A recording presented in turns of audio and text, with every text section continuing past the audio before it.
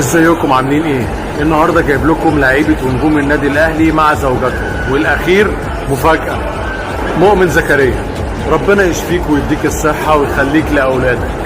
وليد سليمان الحاوي مفتقدينك والله. عماد متعب اسطوره من اساطير النادي الاهلي.